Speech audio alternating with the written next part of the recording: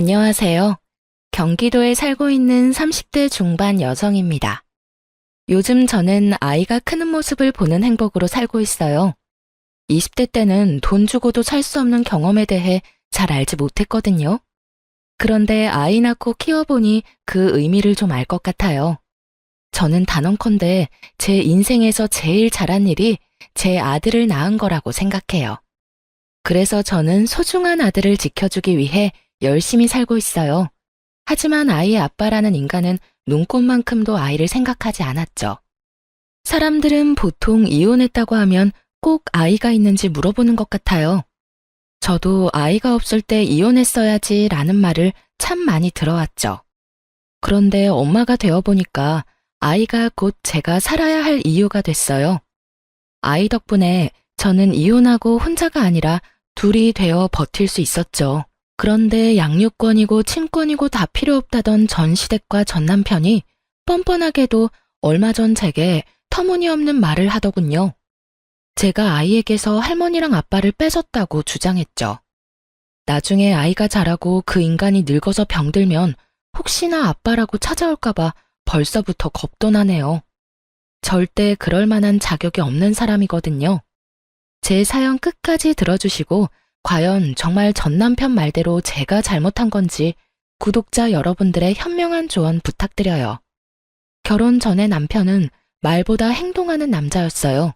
젊은 시절 남자친구들처럼 허황된 사탕발림을 하는 것보다 어른스러웠고 적극적인 행동으로 저를 챙겨줬던 사람이었죠.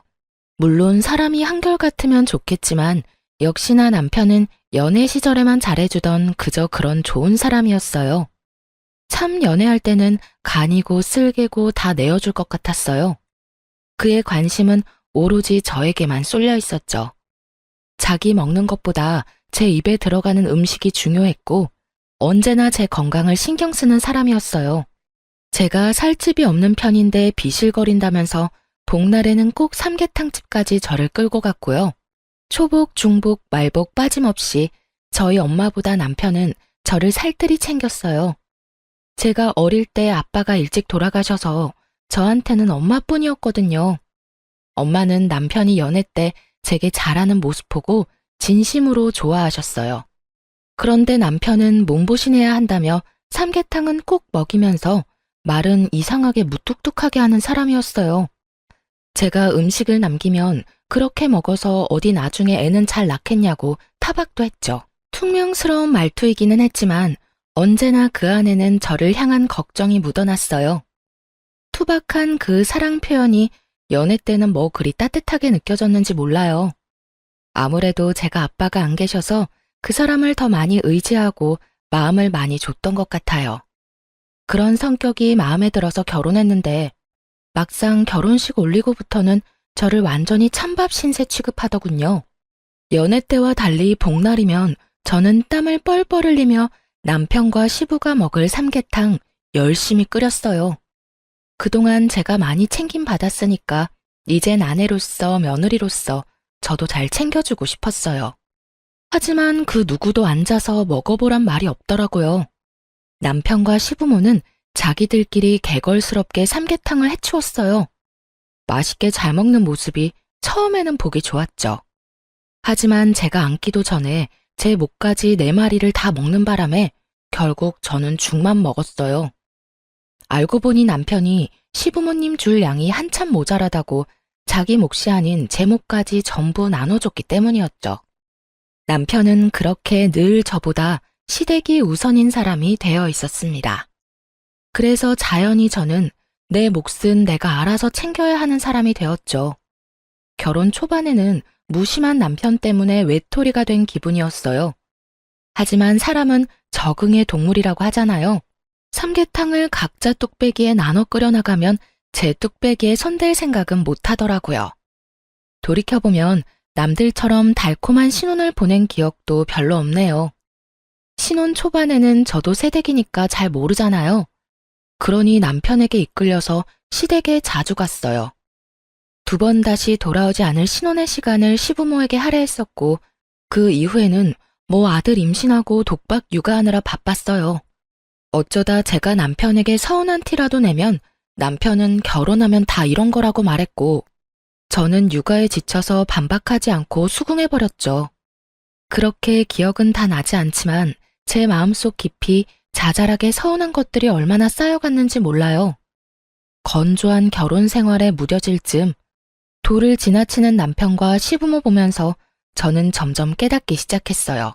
결혼했다고 해서 모두가 저처럼 불행하게 살지 않는다는 걸요. 그럼 제가 가장 상처받았던 일들을 한번 꺼내볼게요. 시모의 생일날은 보통 제가 집에서 잔치상을 마련했어요. 시모가 먹고 싶다는 음식을 한 상 가득 차리곤 했는데 먹으면서도 불만이 너무 많은 시모였죠. 생각해보니 결혼하고 처음 맞이하는 생일 때부터 시모는 제게 찬바람이 쌩쌩 불었던 것 같네요.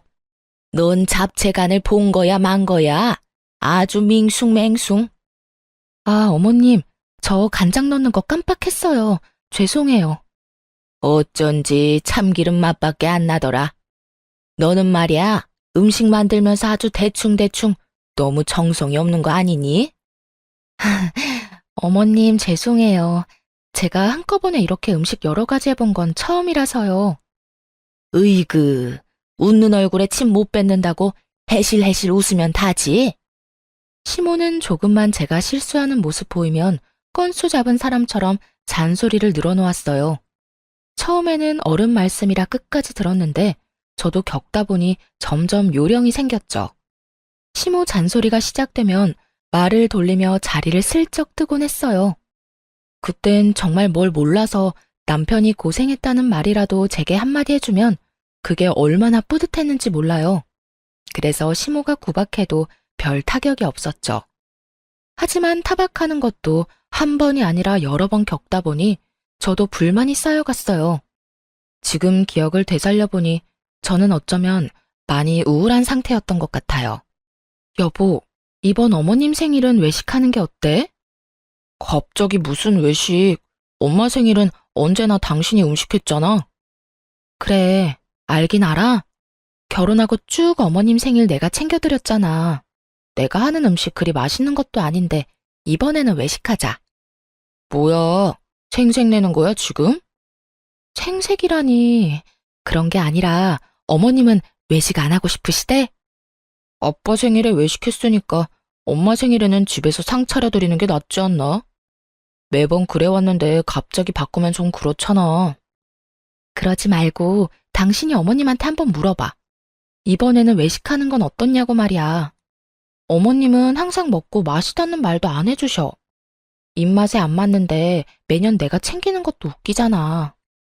근데 그러고 보니까 결혼 전에는 어머님 생신 누가 챙겼어? 결혼 전에? 남자들만 있는데 엄마 생일 챙길 게 따로 있나? 딸 없는 집은 그런 거 안 해. 그냥 밖에서 외식이나 했지. 남편 말 들으니 조금 괘씸하더군요. 평생 생일 안 챙기다가 며느리 들였다고 그동안 엄청 부려먹은 듯한 느낌이 들었거든요.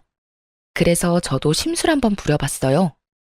몰라. 난 이번에는 진짜 어머님 생일상 못 차리겠어. 뭐? 갑자기 당신 왜 그래? 엄마가 서운해할 건 생각 안 해?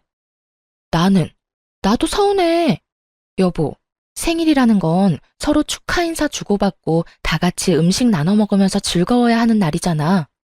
그런데 아무리 내 생일은 아니라지만 항상 어머님 생일 때마다 나 혼자만 음식하랴 설거지하랴 동분서주하잖아. 밥도 제대로 못 먹고 굶는 건 알아? 그렇다고 해서 내가 노력한 만큼 칭찬받는 것도 아니고 말이야. 이 음식은 어떻고 저 음식은 어떻고 어머님은 항상 혼내기만 하셨어. 그러니까 올해는 나 진짜 안 하고 싶어. 아니 그리고 입맛에 안 맞는데 왜 굳이 내가 차리는 생일상을 고집해? 입맛에 좀 안 맞더라도 생일상 받으면서 분위기 내는 거지. 넌 1년에 한 번뿐인 날인데 꼭 그렇게 말하고 싶냐? 아빠 생일까지 챙기면 몰라. 엄마 생일만 그렇게 하는 거잖아. 말을 그렇게 한다고? 그럼 당신은 우리 엄마 생일 때 뭐 했는데? 내가 치사해서 진짜 이 말까지는 안 하려고 했는데 우리 엄마 생일 때는 현금 드리는 거 말고 한 게 없잖아. 아이씨, 그래 해. 외식으로 해. 그리고 남자랑 여자랑 같아? 며느리랑 사위가 같냐고. 남편은 자기가 불리할 때면 그렇게 꼭 큰 소리 쳤어요. 결혼 전에는 전혀 드러내지 않았던 가부장적인 면모를 한껏 드러냈죠. 그럼 뭐 식당은 내가 알아볼까? 됐어. 내가 알아볼 테니까 당신은 신경 꺼. 비록 남편이 제 서운함은 알아주지 않았지만 항상 칭찬은 못 받고 욕만 먹는 시모의 생일상을 더 이상 안 차려도 돼서 너무 기뻤어요. 그래서인지 남편의 신경 끄라는 말도 기분이 하나도 나쁘지 않았죠. 그렇게 시모 생일이 다가왔고 남편은 정말 비싼 고급 한우집을 예약했더라고요. 남편이 비록 제게는 툴툴거렸지만 시모에겐 제가 더 이상 욕먹지 않도록 준비를 단단히 한 줄 알았어요. 제가 차린 생일상 대신 남편이 비싸고 맛있는 소고기를 쏘는 거구나 싶었죠. 그땐 바보같이 왜 남편을 그렇게 좋게 바라보려고 무진장 애썼는지 모르겠어요. 결혼하고 그런 식당을 가본 적이 손에 꼽혔어서 저는 괜히 설렜어요. 시부모와 점심 약속을 했었기에 당연히 유치원에 있는 아들을 일찍 데리러 갈 줄 알았어요. 그런데 남편은 싫다고 정색을 하더군요. 시모 생일 기념자리니까 당연히 손주가 있는 게 맞잖아요. 훈이 지금 딱 데리러 가면 되겠다. 훈이는 왜? 왜긴 왜야. 할머니 생일이잖아. 설마 데리고 갈 생각 아니었어? 굳이?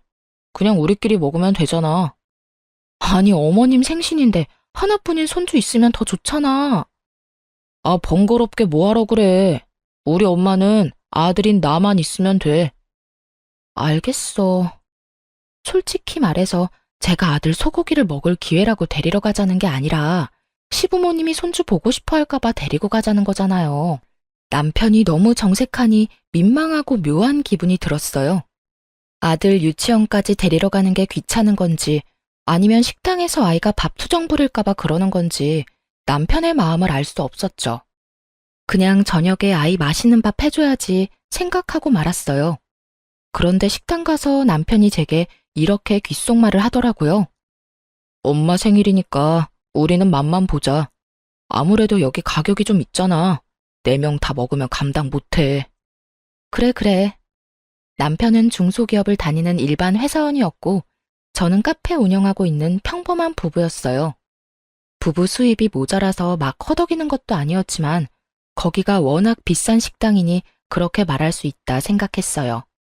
하지만 저는 입이 짧아서 엄청 많이 먹는 것도 아닌데 한편으로는 내가 먹으면 얼마나 먹는다고 그러지 싶었어요. 그래도 그냥 좋은 게 좋은 거라고 그날은 시모만 맛있게 잘 먹으면 된다 생각했어요. 남편이 시킨 화려한 부위별 소고기가 나오고 직원이 굽고 있는데 시모는 또 잊지 않고 제게 잔소리하더군요. 만나서 꼭 저를 한 번은 혼내야 성이 차는지 언제나 그냥 넘어가는 법이 없었죠. 아들, 넌 어쩜 결혼 후에 더 수척해 보인다. 예, 너 우리 아들 밥 잘 안 해 먹이니? 결혼하고 얼굴 멀쩡한 꼴을 못 봤다. 가장의 얼굴이 이렇게 푸석해도 되겠니? 아니요. 남편 삼시세끼 너무 잘해 먹이고 있는걸요? 요즘 야근하느라 얼굴은 조금 수척해 보이긴 하는데 저 사람 살은 결혼 전보다 더 쪘어요, 어머님. 그러니까 너무 걱정 마세요. 저희는 맞벌이 부부인데 시모 눈에는 언제나 자기 아들만 가장으로 보였나 봐요. 자기 아들 몸집에 반도 안 되는 며느리는 하나도 걱정 안 되냐고 시모에게 묻고 싶어서 입이 근질근질했어요. 으이그, 너무 나물 반찬만 하지 말고 밥상에 고기도 올리고 해야 한다. 닭고기나 돼지 말고 이런 좋은 소고기 같은 것들 말이다. 그럼요. 그리고 이 사람 고기 없으면 밥도 잘 안 먹어요. 훈이는 아빠랑 다르게 고기 없어도 밥 잘 먹는데 말이죠. 어쩜 입맛도 다르고 얼굴 생김새도 그렇고 훈이 걔는 클수록 영 내 아들을 안 닮았니? 네? 뭐 내 아들 안 닮았으면 널 많이 닮은 거겠지. 저는 시모가 헛소리해도 생일이고 좋은 날이라서 그냥 참았어요. 게다가 결혼하고 몇 년 만에 시모 생일상에서 해방된 기념일이었고요. 그런데 시모는 생일상 안 차렸다고 속으로 저를 벼르고 있었나 봐요. 직원이 잘 구운 소고기 부위별로 하나씩 접시에 올려주자 시모가 기다렸다는 듯이 제 접시에 놓인 고기까지 홀랑 가져갔거든요. 우리 며느리는 채식주의자라 고기 잘 안 먹어요. 그러고는 남편 접시에 제 고기를 올려주더라고요. 제가 더 놀랐던 건 시모의 몰상식한 행동을 모른 척하며 좋다고 맛있게 먹는 남편이었어요. 엄마, 정말 맛있어요. 어서 드세요. 나 챙기지 말고요. 으이그, 엄마가 안 챙기면 누가 널 챙겨? 얼른 먹어, 우리 예쁜 아들. 저는 그 광경을 보고 입맛이 뚝 떨어졌습니다. 그런 황당한 경우는 처음 겪어서 잠깐 넋이 나가 있었죠. 소고기를 그렇게나 많이 주문했는데 제가 고기 한 점 먹는 게 그렇게나 아까웠을까요? 아니면 생일상 안 차렸다고 벌이라도 주고 싶었던 걸까요? 그런데 시부도 다 봤으면서 역시 본인 식사에 집중하느라 앞에서 뭔 일이 일어나도 상관없어 보였어요. 시모가 그러면 시부라도 나설 법한데 제 편이 없는 게 너무 어이없고 서러웠죠. 오죽하면 고기 구워주는 직원이 저를 챙겨주더라고요. 사모님도 좀 드세요. 입맛 없으시더라도 잘 챙겨 드셔야죠. 감사합니다. 저는 괜찮아요. 채식주의자라서요. 당연히 저는 채식주의자가 아니에요. 일부러 남편과 시모 들으라고 크게 얘기했는데 저는 투명인간 된 듯 저 빼고 즐거운 식사 분위기였어요. 네, 저도 손이 있으니까 소고기 그냥 제가 집어서 먹으면 돼요. 하지만 손이 부들부들 떨려서 그냥 가만히 있고 말았죠. 이미 그때부터 남편과 이혼하고 아이를 혼자 키우는 상상까지 하고 있었네요. 결국 저 빼고 남편과 시부모만 배부르게 먹고 저는 무표정으로 자리만 지켰네요. 그땐 남편과 시모 앞에서 1인 시위하는 기분으로 자리를 지켰어요. 그때 식당에서 생일이라고 미역국이랑 찰밥 있는 작은 생일상 챙겨주더라고요. 다들 배부른지 거들떠도 안 보는데 저는 순간 배고프기도 하고 음식이 아까워서 먹고 싶긴 했어요. 내가 너무 예민하게 받아들여서 괜히 바보처럼 식사를 못한 건가 후회도 됐고요. 그렇다고 무시당했는데 호구처럼 그걸 먹고 싶지는 않았어요. 그런데 미역국을 두고 시모가 아무도 안 먹어서 아깝다고 말하자 눈치 없는 남편이 그걸 저한테 먹으라며 내미는 거 있죠? 당신 미역국 좋아하잖아. 당신이 먹으면 되겠네. 얼마나 잘 먹었으면 트림까지 하는데 꼴 보기 싫어 죽는 줄 알았습니다. 왜 소고기는 먹어보라는 말 한마디 없다가 공짜 미역국은 보자마자 제게 먹으라 하는 건지 너무 얄미웠어요. 네가 먹으라고 하면 내가 먹을 줄 알아? 속으로 그러고 있는데 남편이 제 쪽으로 생일 밥상을 밀었어요.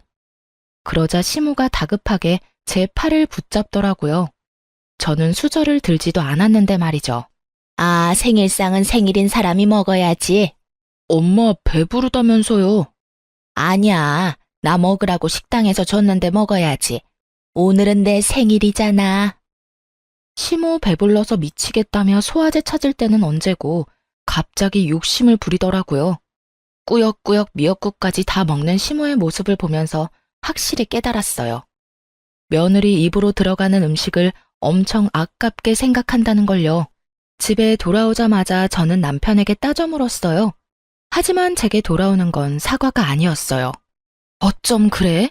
내가 먹으면 얼마나 먹는다고.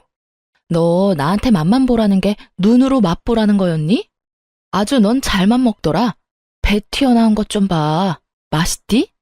그리고 내가 언제부터 채식주의자라고 거짓말까지 쳐? 야, 내가 언제 먹지 말랬어? 난 그런 말은 한 적 없잖아. 네가 괜히 엄마 눈치 보느라 안 먹은 걸 왜 내 탓해? 그러길래 그냥 집에서 생일상 차려드렸으면 좋았잖아. 그럼 엄마도 심술 안 부렸을 테고. 그리고 내가 우리 집 유일한 외동아들인데 엄마가 먹으라고 하면 먹을 수밖에 없지. 그래, 당신 어머님이 심술 부리는 거 알면서도 가만히 있었네. 야, 나도 우리 집 귀한 외동딸이야. 그럴 거면 날 왜 데리고 갔어? 내가 무슨 너네 식구들 밥 먹을 때 세워두는 병풍이야? 당신 설마 돈 아까워서 우리 훈이도 안 데려간 거 아니지? 유치원생이 먹으면 얼마나 먹는다고 말이야. 당황해서 얼굴 벌개지는 남편 보고 제 추측이 맞았다고 생각했어요. 열받아서 그대로 남편 카드만 들고 집을 뛰쳐나왔죠. 이혼할 때는 하더라도 분해서 못 참겠더라고요. 아들 하원시키면서 더 비싼 소고기 집에 찾아갔어요. 남편 카드 시원하게 긁으니까 1분 만에 전화가 왔죠. 오늘 돈도 많이 썼는데 또 썼냐며 저를 타박하더군요. 그러니까 나랑 우리 아들이 애초에 먹으면 얼마나 먹겠어? 처음부터 식당에서 같이 잘 먹었으면 되는 거였잖아. 어떻게 사람을 먹는 걸로 그렇게 서럽게 해? 당신도 어머님도 아버님도 어쩜 아무리 어머님 생신이고 주인공 따로 있다지만 난 정말 나만 한 식구 아닌 줄 알았어. 내가 미안해. 그렇게 서운해할 거라고 생각 못했어. 이혼 이야기가 목구멍까지 차올랐는데 해맑은 아이 얼굴 보니까 쑥 들어가더라고요. 아빠 없이 잘 키울 수 있을까? 그때는 확신이 없었거든요. 시원하게 이혼하자는 말은 못 뱉었지만 열받아서 남편이랑은 밥을 따로 먹기 시작했죠. 그들이 그랬던 것처럼 저도 제 아들 밥만 살뜰히 챙겼어요. 어느 날 남편이 먹을 걸로 차별하지 말라며 서럽다길래 저는 또박또박 말했어요. 어머님한테 보고 배웠는데 왜? 뭐 문제 있어? 뭐? 당신은 어머님한테 가서 밥 먹으면 되잖아. 나도 어머님처럼 내 아들만 챙길 거야. 그제서야 미안하다고 싹싹 빌더라고요. 자기가 2번 다신 그런 일 없게 한다고요. 각서를 쓰라고 시켰는데 정말 쓰고 있길래 저는 딱 한 번만 참기로 했어요. 그렇게 몇 달을 시댁과도 일절 교류를 안 했어요. 주말에 밥 먹으러 가자는 시모의 연락도 여러 번 무시했고요. 그런데 남편이 정말 시모에게 한마디 했는지 시모에게서 미안하다고 연락이 왔더라고요. 내가 저번에 좀 심했지? 미안하다. 어머님, 저 채식주의자 아니에요. 알지, 알어. 그래서 내가 너 해주려고 갈비찜 잔뜩 재워놨거든. 마음 풀고 먹으러 와, 응? 갈비찜 때문에 시댁에 간 거는 아니었고 이혼하지 않는 이상 얼굴 보고 살아야 하니까 응어리는 풀자 하는 마음으로 갔어요. 시모가 막상 저를 마주하면 또 늘 하던 것처럼 잔소리하며 눈치라도 줄 줄 알았는데 엄청 조용하더군요. 남편에게 확실히 뭘 듣기는 들었는지 시모는 저뿐만 아니라 손주까지 엄청 챙겼어요. 이것저것 먹어보라며 시모가 제게 반찬 들이미는데 결혼 전에 저를 반겼던 모습이 생각나서 마음이 이상했어요. 그 덕에 미움보다 좀 잘 지내고 싶은 마음이 커졌죠. 그날 정말 잘 먹고 집에 돌아가려는데 시모가 갈비찜 너무 많이 재웠다고 친정에 갖다 주라고까지 하더라고요. 사돈이 매운 거 좋아했던 것 같은데 맞지? 특별히 여기에는 청양고추 엄청 넣었어. 고맙습니다. 어머님, 오늘 정말 잘 먹었어요. 엄마한테도 잘 전달해드릴게요. 하지만 나중에 가서야 갈비찜의 비밀을 알게 됐어요. 저와 화해하려고 혹은 제가 예뻐서 챙겨주는 갈비찜이 아니었죠. 자기야, 가면서 땡땡 베이커리 좀 들리자. 엄마가 좋아하는 빵집이거든. 갈비찜 가져가는데 뭐하러 또 빵을 사가? 아니, 갈비찜은 어머님이 챙겨주신 거고 내가 엄마 사드리고 싶어서 그래. 요즘 밀가루값 엄청 올랐잖아. 빵값도 만만치 않은데? 뭐야, 아깝다는 거야? 아니, 내 돈으로 사는데 왜 그래? 기왕 가는 거 들리자고. 알겠어. 그런데 밀가루 값도 값이지만 이번에 장모님 아파트 값도 정말 많이 올랐더라. 뭐? 뉴스 못 봤어? 그쪽 동네 다 올랐다고 뉴스 떠서 내가 검색해 봤었거든. 그래? 엄마가 말 안 해서 몰랐어. 아무리 뉴스가 떴다지만 처갓집 아파트 시세를 몰래 검색해 봤다는 게 참 정 떨어지더라고요. 사실 그 전에 밀가루값 얘기할 때부터 신경이 거슬렸죠. 그럼 갈비찜 갖다 드리면서 아파트 값이 얼마나 올랐는지 장모님한테 물어봐. 아무리 모녀지간이라도 다 말할 수는 없어. 아, 그러니까 갈비찜 드리면서 자연스럽게 물어봐야지. 뭐래? 근데 당신 장모님 집 비밀번호는 알아? 요즘은 본가 비밀번호도 모르는 사람 많더라. 그런데 미리미리 그런 것도 알아놔야 해. 오늘 가면서 장모님 집 비밀번호도 체크해보자. 장모님 명의로 돼 있기는 하지만 결국 당신 거잖아. 가만히 있어봐. 비밀번호는 당신만 알고 있을 게 아니라 사위인 나도 알고 있어야 하겠네. 딸이랑 공유하는 것도 이해가 안 가는데 사위인 당신이 왜 장모님 집 비밀번호를 알려고 해? 그야, 우리 결혼했으니까 한 가족이잖아. 당신 설마 나 의심해? 아니, 의심이고 뭐고 너무 이상하잖아. 아니, 장모님 연세도 있는데 혹시 모르잖아. 도어락뿐만 아니라 이참에 장모님 통장 비밀번호도 미리미리 체크해둬. 요즘 돌연사나 교통사고도 많은데 갑자기 훅 가시면 어떡해? 남편의 말을 듣다 보니 어처구니가 없었어요. 저 말들이 저만 이상하게 느껴지나요? 여러분이 보셨을 때 어떻게 느껴지는지 정말 궁금하네요. 저는 남편의 말에 참지 못하고 꽥 소리를 지르고 말았어요. 당신 미쳤어? 재수없는 말을 뭐 그렇게 아무렇지 않게 내뱉어? 깜짝이야. 왜 소리를 지르고 난리야? 뭐가? 그리고 우리 엄마 아파트가 왜 내 아파트야? 그거 우리 엄마 거야. 내가 가질 생각 전혀 없거든? 아, 그럼 당신 논리대로 나는 어머님 아버님한테 현관 비밀번호랑 통장 비밀번호 다 공유해달라고 하면 되는 거지? 뭐? 당신이 알아서 뭐하게?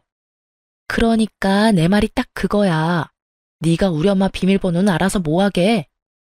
아니, 장모님은 혼자시잖아.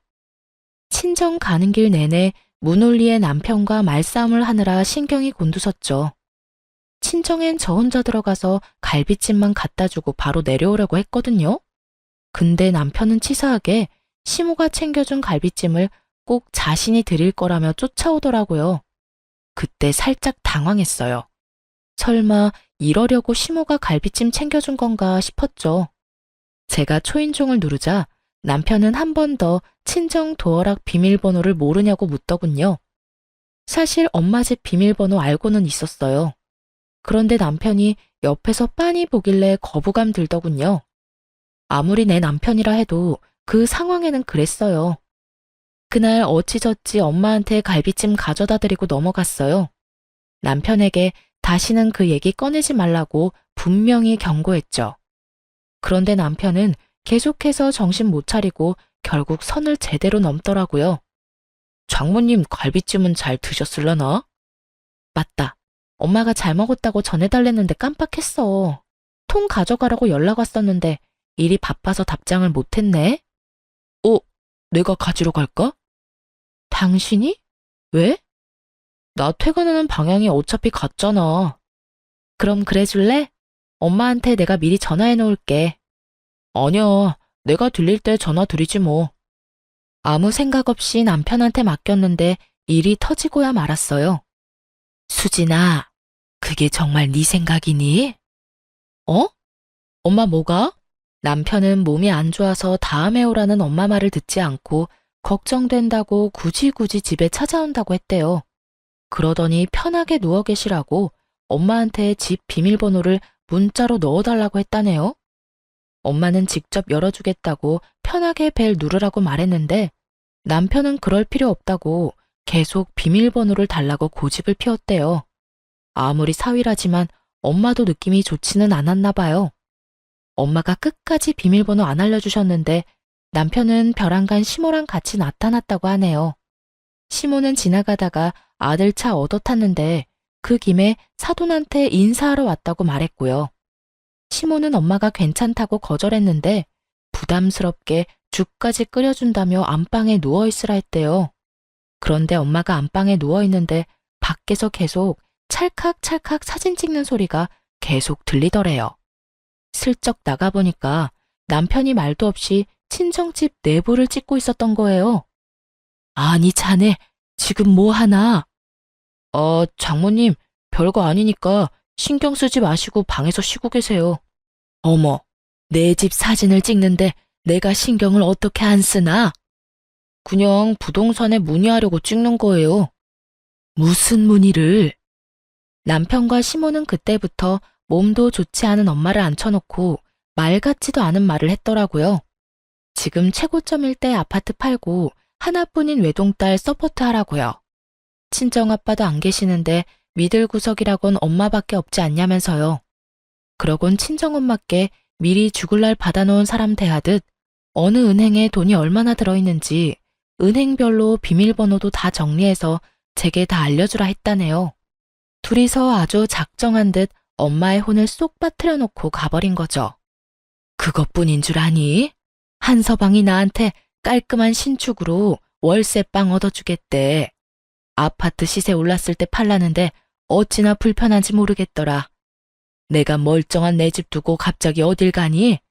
사돈도 합세해서 다 딸 위한 거라 하는데 너 정말 엄마가 아파트 팔았으면 좋겠어? 요즘 너희 생활 어렵니?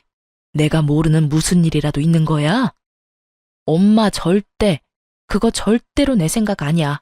내가 지금 집으로 갈게요. 이게 무슨 일이라니. 갑자기 들이닥쳐서는. 통화하는 내내 친정엄마는 갑작스런 상황에 놀라고 속상해서 우셨어요. 저는 남편에 이어 시모까지 왜 자꾸 M1 엄마 아파트에 눈독을 들이는지 정말 환장하겠더라고요. 급하게 아이를 데리고 친정에 갔어요. 그런데 어린 제 아들이 엄마 집 문 앞에서 하는 말에 저는 그만 다리에 힘이 풀려서 주저앉고 말았어요. 엄마, 할머니가 꼭 비밀번호 외워오랬어. 숫자 놀이 한다고 했어. 어? 푸나, 혹시 어떤 할머니? 아빠 할머니가. 엄마 할머니 비밀번호 가르쳐 달랬어. 저희 아이는 아직 어려서 외할머니를 엄마 할머니라 불렀고 친할머니를 아빠 할머니라고 불렀어요. 무슨 속셈인지는 몰라도 시모가 어린 손주한테 외할머니 집 비밀번호를 외워오라고 시킨 거예요. 그때부터 눈앞에 보이는 게 없어지더라고요. 집주인이 멀쩡히 있는데 몰래 사진까지 찍고 그놈의 현관 비밀번호 알아내서 뭐 어쩌려고 그렇게까지 하는 건지 도대체 무슨 짓을 벌이려고 그러는지 소름이 끼치기 시작했죠. 시모에게 전화를 걸어서 따지니 시모는 태연한 목소리로 말했어요. 어머님, 혹시 우리 훈이한테 저희 엄마 집 비밀번호 알아오라 했어요? 아이고, 네가 물로 터져서 그랬지. 갈비찜 해줬으면 그걸로 해결했어야지. 너네 엄마 아파트값 엄청 올랐잖아. 엄마 죽고 물려받으면 늦어. 아파트 똥값 된다 너. 그 아파트는 지금 그만큼 올랐을 때 얼른 팔아야 해. 부동산에 얼른 내놓고 리모델링 한 적이 있어서 그런지 다른 호수보다 깔끔하니까 더 얹어서 내놓아도 충분히 팔릴 거야. 내가 이미 내놓은 집들 다 보고 왔어. 지금 제정신으로 하시는 말씀인가요? 떡줄 사람 생각도 안 하는데 뭐 하는 짓이에요, 이게? 그럼 내가 제정신이지 치매라도 걸렸을까봐? 차라리 치매 걸린 거였으면 좋겠네요. 보통 사람의 머리로는 할 수 없는 일이에요, 지금. 너 시어미한테 어디서 그런 막말을 하냐? 그럼 뭐, 내가 우리 엄마한테 상처 준 사람한테 곱게 말할 거라 기대했어요? 당신 아들이랑은 이혼이에요. 더 생각할 것도 없어요. 이 지경까지 오기 전에 진작 했어야 했는데 누굴 탓하겠어요. 예, 이혼이라니 안 된다. 수화기 너머로 애걸복걸 매달리더라고요. 저는 못 들은 척 전화를 끊어버렸죠. 엄마의 아파트를 탐내고 있는 남편과 시모. 제가 뭘 어떻게 그들을 더 보듬겠어요? 단번에 이혼 결심이 서더라고요. 아니나 다를까 남편놈은 아니란 반응이더군요. 아니, 그때 아파트값 올랐다고 엄마한테 말하니까 어차피 나중에 그 아파트는 외동인 당신 거라잖아. 그래서 나도 그렇겠다 싶었지. 근데 엄마 말로는 지금부터 관리해서 팔아야 한다잖아. 기껏 갈비찜에서도 먹이고 장모님 갖다 주고 했는데 돌아오는 게 아무것도 없으니까 엄마도 나도 많이 답답했어. 솔직히 장모님 월세도 내가 내드리려고 했는데 무조건 싫다고 하시니까 나도 이젠 섭섭하다. 나조차고 이러는 거 아니잖아. 우리 부부를 위해서잖아. 아주 미쳤구나. 너도 네 엄마도. 이거 지금 죄 짓는 거야. 부들부들 거리는 손으로 남편 뺨을 시원하게 갈기고 짐 싸서 친정에 갔어요. 엄마는 걱정스러운 눈빛으로 이게 다 남편이 없어서 그들이 얕잡아 본 것 같다고 하더라고요. 말년에 이런 추잡한 꼴까지 다 겪는다며 가슴을 퍽퍽 치며 한탄하셨어요. 너무 비참하고 죄송하더라고요. 제가 결혼을 잘못해서 피해를 끼쳤잖아요. 얼른 이혼할 거니까 걱정 마시라고 엄마에게 단단히 일러뒀어요. 이건 아빠의 부재가 문제가 아니라 남편과 시모가 이상한 거라고 말이죠. 당연히 엄마 역시 제 잘못 아니라며 저를 다독이셨고 정신 차리는 대로 엄마랑 친한 변호사 이모한테 전화를 걸었어요. 제가 이혼 소송을 걸겠다고 말했더니 그들은 아주 천하태평이더군요. 붙잡을 때는 언제고 또 다르게 머리 굴렀나 봐요. 서로 머리 복잡하게 소송으로 질질 끌지 말고 깔끔하게 네가 내 아들한테 5천만 원만 줘라. 그럼 네 아들 양육권이랑 친권 우리가 다 포기해 줄 테니 내 아들도 새 출발은 해야 하지 않겠니? 겨우 별것도 아닌 것 가지고 예민해하는 너나 네 엄마 때문에 지금 우리도 피해보는 거잖아. 가족끼리 비밀번호 공유하는 게 뭐가 어때서? 그리고 내가 아파트 팔아서 놔달라고 했냐? 너 가지라고 떠먹여줘도 왜 받아먹질 못해? 정말 그거면 돼요? 5천만 원? 당신이 말해봐. 당신 5천만 원 주면 흔히 안 볼 자신 있어? 나도 엄마 의견이랑 똑같아. 솔직히 애는 엄마가 알아서 키우면 되는 거 아닌가? 그리고 예전부터 의심 가던 거지만 훈이 나랑 너무 안 닮은 것 같아. 나만 그렇게 생각하는 게 아니라 우리 가족 다 그렇게 생각해. 그거에 대해선 아무것도 묻지 않을 테니까 깔끔하게 5천만 원만 줘. 뭐? 그래, 5천만 원 줄게. 역시 너란 인간 부성애고 뭐고 없구나. 저는 5천 원짜리 지폐를 남편놈 얼굴에 그리고 10,000원짜리 지폐를 시모 얼굴에 차례로 던졌어요. 남편이 사태 파악하고 이게 무슨 짓이냐고 발악하더군요. 시모 역시 뒷목 잡고 쓰러지는 신용했고요. 야, 너 미쳤어? 어머나, 이게 교양업계 무슨 짓이야? 감히 누구 얼굴에 돈을 던져? 왜? 기분 나빠요? 나랑 우리 엄마 그리고 훈이까지 우습게 알길래 나도 당신들 우습게 알고 있다고 보여주는 거야. 그리고 훈이가 누구 닮아서 유제품 알러지가 있는데 감히 우리 훈이를 그딴 식으로 언급을 해? 유제품 알러지는 후한 거잖아. 그래, 너 덜 맞았구나. 저번에 맞은 뺨으로 충분하지 않지? 저는 친자검사 해봐야겠다며 남편에게 머리털 내놓으라고 머리채를 붙잡고 마구 흔들어줬어요. 그만해. 아프다고 진짜. 너 나 대머리 되면 책임질 거야? 시모는 본인 아들 머리통 흔드는 장면 보고 아주 개거품 물었어요. 그래서 활용점정으로 남편놈 얼굴 뺨 마지막으로 한 번 더 날려줬네요. 겨우 그 몇 대 맞은 생채기랑 제가 겪고 있는 고통이랑 비교할 수 있을까요? 지켜보던 시부는 결혼을 잘못했다면서 혀를 끌끌 차고 나가더군요. 그러니까요. 제가 결혼을 한참 잘못했네요. 아드님한테 이렇게 하자가 있을 줄 몰랐거든요. 야, 너 이참에 이마에 써붙이고 다니는 게 어때? 나는 하자가 있습니다. 하고 말이야. 그리고 댁들도요. 하자의 원인이 다 부모한테 있는 거 아니겠어요? 아유, 저 독한 것 말하는 것 좀 봐. 예, 친정 재산 좀 나눠 가지면 어디 덧나냐? 꼭 그렇게 못되게 굴어야겠어? 어차피 늙은 친정엄마 나중에 아프면 딸이 모셔야 할 거고 그때 되면 내 아들이 장모님 뒷바라지 다 할 텐데 말이다. 도대체 넌 왜 이렇게까지 발작하는 건지 도무지 이해가 안 돼서 그래. 아니 아파트 비쌀 때 팔아서 이익 남기면 너도 좋고 너희 엄마도 좋은 거잖아. 그건 우리 엄마가 알아서 하실 일이고요. 왜 당신들 뱃속 채울 궁리를 우리 엄마 아파트로 하냐고요. 그럼 내가 당신들 재산 죽기 전에 미리 나눠 가지자고 달려들면 가만 있을 거예요? 당신 아들을 위해서? 뭐? 이게 감히 뭘 넘보려고 해? 그러니까요. 열받죠? 왜 역지사지 입장 바꿔서 생각 못 하세요? 내가 댁내 아들 새 출발은 꿈도 못 꾸게 해줄게요. 네가 무슨 수로? 내 아들은 내가 있으니까 걱정 마라. 넌 네 아들이나 신경 써. 친권, 양육권 다 가지려면 얼른 5천만 원이나 준비하라고. 시모가 하는 행동을 봐선 누가 보면 정말 제 아들이 친손주가 아닌 줄 알겠더라고요. 배 아파서 대를 이을 핏줄 낳아줬더니 홀대하는 건 뭔가요? 자기 아들 대를 끊고 싶은 건가 싶었어요. 곧바로 저는 엄마 친구인 변호사 이모를 통해서 남편에게 이혼 소송을 걸었습니다. 그런데 누가 봐도 소송이 제 쪽으로 유리해지자 남편은 갑자기 손이 발이 되도록 싹싹 빌었어요. 제발 이혼은 하지 말자고 눈물 콧물 흘리더군요. 하지만 이혼하지 말자는 이유도 결국 저와 아들 때문이 아니라 양육비의 위자료까지 어지간히 혼자 감당하기 싫어서 그런 거였어요. 그래서 남편이 더 괘씸하게 느껴졌죠. 우리 훈이 생각해서 이러지 말자. 어?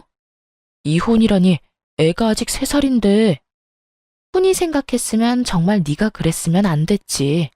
할머니라는 인간은 애한테 외할머니 비밀번호 알아오라 하질 않나. 아빠라는 놈은 친자식인지 의심 간다 하질 않나. 야, 이미 엎질러진 물이야. 너랑 내가 회복될 것 같아? 아니, 절대. 그리고 너랑 네 부모 소름 끼쳐서 내가 너랑 더 이상 어떻게 살겠니? 아픈 우리 엄마 누워있는데 집 사진 찍고 싶디? 그게 네 집이야? 꿈도 야무지다.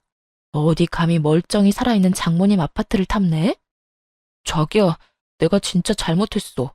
엄마가 그러자고 해서 내가 휩쓸린 거야. 전부 내 의견이 아니었다고. 가증스러운 사과하지 마. 받아줄 생각 없으니까. 그냥 너는 지금껏 그랬던 것처럼 계속 그렇게 네 엄마한테 휩쓸려서 살아. 그게 네가 받을 벌이니까. 나 돈 없어. 월급 얼마나 한다고 양육비까지 받으려 해 정말? 그래, 본심은 꼭 나중에 마지막에 나온다니까. 뻔뻔하게 바짓가랑이 붙잡는 남편놈 냉정하게 내치고 떠났어요. 저는 더 이상 그 가증스러운 악어의 눈물에 속는 바보가 아니었으니까요. 거짓말처럼 남편이랑 이혼하고 나니까 제 주변에 좋은 일이 많이 생겼어요. 엄마의 아파트 값은 그 후로 훨씬 더 많이 올랐죠.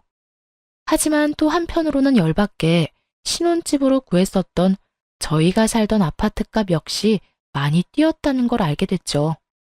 전 남편 이득 볼 거 생각하니 저는 살짝 배가 아플 뻔했어요. 하지만 술 취해서 전화 온 전 남편 때문에 저는 배꼽 잡았네요. 여보세요? 너 그거 알아? 우리 아파트 값 엄청 오른 거? 너 그거 자랑하려고 전화했니?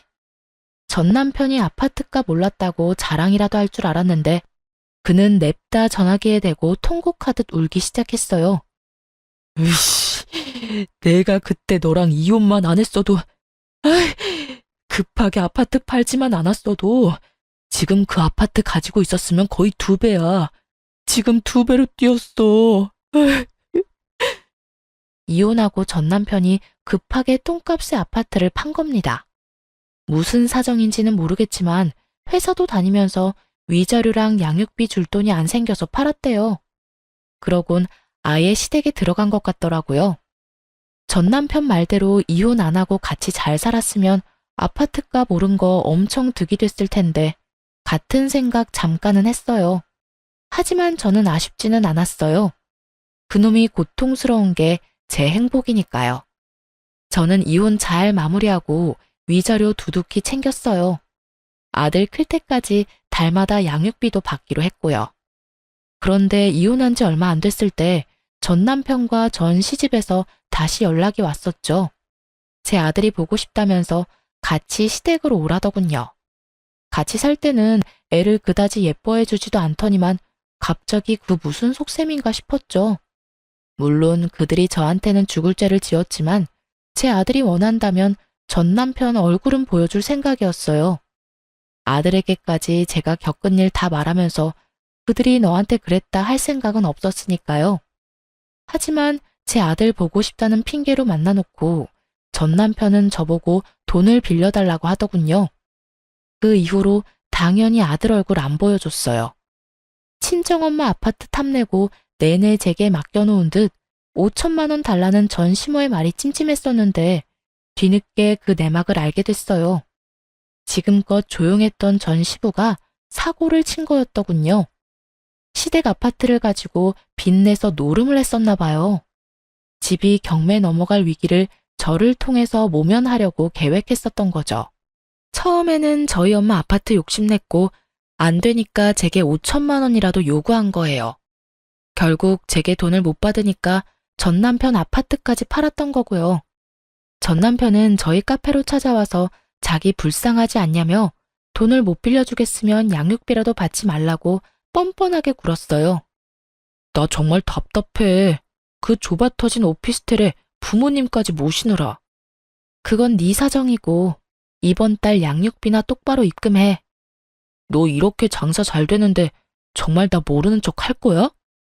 네가 뭔데? 나야 훈이 아빠지. 그래, 너 훈이 아빠지. 그러니까 양육비 입금 제대로 하라고. 전 남편은 제 단호한 태도에 할 말을 잃었는지 아님 카페 손님들이 쳐다봐서 창피했던 건지 더 이상 아무런 말도 못하더라고요. 그렇게 저는 자연스럽게 전 남편이라는 존재를 잊고 살아가고 있었어요. 기존에 차렸던 카페도 다 정리하고 새 출발을 하려고 했죠. 다름 아니라 저희 엄마가 아파트값 절정에 올랐을 때 파셨거든요. 엄마가 건물을 운 좋게 잘 샀는데 남자 잘못 만나서 이혼한 딸 뭐가 예쁘다고 가엾다면서 방 하나 내주셨어요. 정확히 말하자면 건물의 2자리를 통째로 내주셨죠. 이미 리모델링 공사까지 다 마친 3층짜리 건물이었는데 현재 3층에 엄마 사시고 2층에는 저랑 아들이 살고 있고 1층에는 제 카페를 새롭게 열었어요. 그런데 또 정말 우연하게도 제 가게에 시모가 왔더라고요. 악연이 참 끈질기죠. 전 시모가 카페에 자주 다니고 하는 사람은 아닌데 친구들 따라서 우연히 들른 거였죠.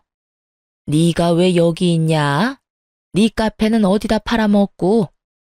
아, 알고 온 거예요? 아님 모르고 찾아온 거예요? 내가 뭘 너 여기 있는지 어떻게 알고 오겠어? 웃기는 애네 정말. 정신 차려라. 내가 너 여기 있는 거 알았더라면 아마 꼴 보기 싫어서 안 왔겠지. 꼴 보기 싫은 건 피차 일반이네요. 여기 사장은 어딨냐? 너 손님한테 이딴 식으로 해도 돼? 난 네 카페 사라졌길래 어디서 뭘 하나 싶었는데 일이 잘 안 풀리나 보지? 하긴 요즘 땅값이며 월세가 많이 올랐으니까 여기서는 뭐 알바하는 거니? 내 아들 인생 망치더니 잘된 꼴이다. 전 시모는 제가 무슨 대답도 꺼내기 전에 혼자 신나서 상상의 나래를 펼치더군요. 얘들아, 와서 내 며느리 꼴 좀 봐라. 이혼하고 카페 쫄딱 망해서 여기서 알바나 하고 있네. 게다가 전 시모는 자기 친구들이랑 왔는지 갑자기 친구들을 제 앞으로 불러 모아서 대놓고 제 흉을 보기 시작했죠. 그때 알바생이 사장님이라고 부르자 전 시모는 용케 다시 카페 열었냐고 비웃었어요. 그래봤자 다 은행빚 아니냐고요. 그래서 제발 정신 차리라고 한마디 해줬어요. 원래 하던 카페는 월세라서 그냥 정리했죠. 여기는 저희 엄마 건물이에요. 하나뿐인 딸이라서 월세도 안 받겠다고 하시네요. 아휴, 어쩌죠?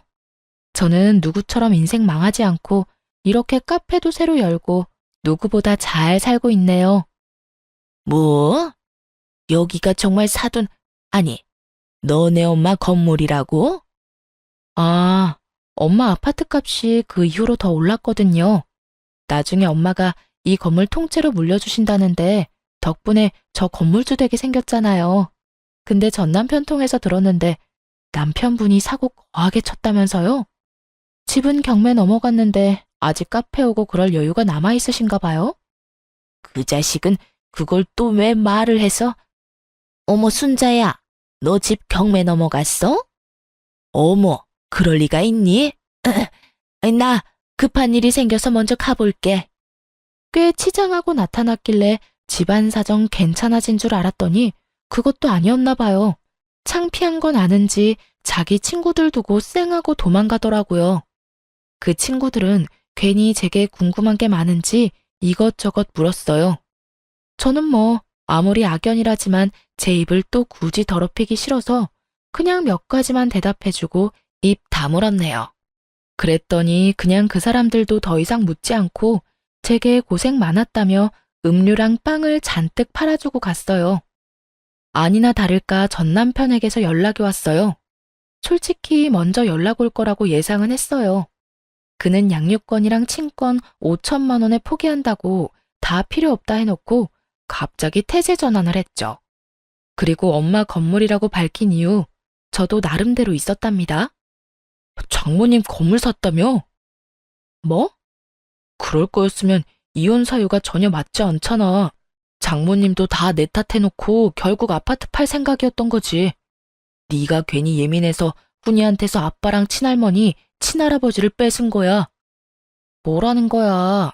먼저 양육권 친권 타령하면서 5천만 원 들먹인 게 누구더라? 됐고, 이제 나도 훈이 아빠 자리를 다시 되찾을 거야.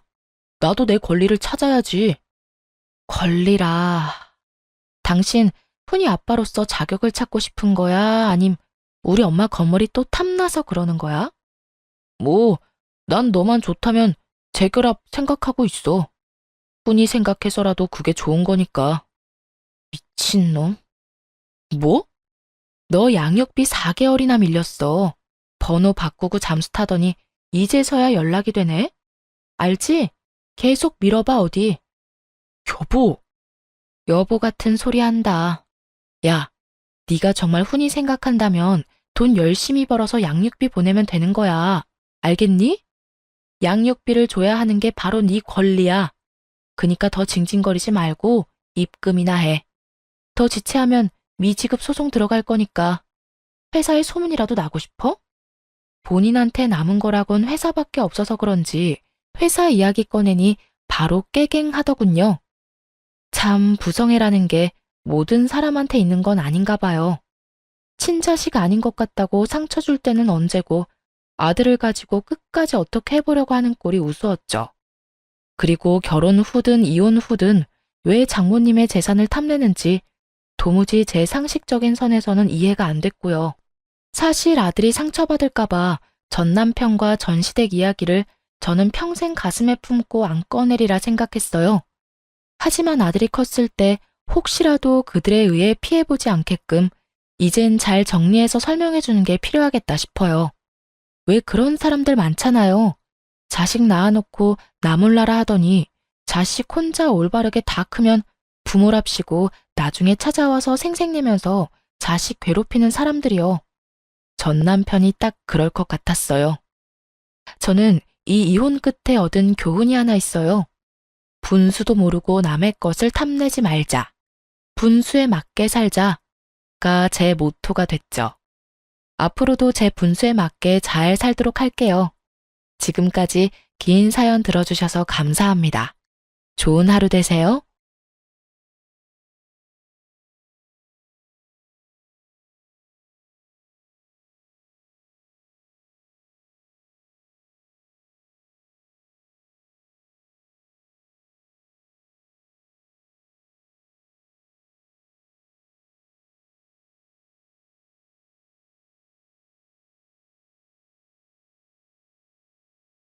안녕하세요.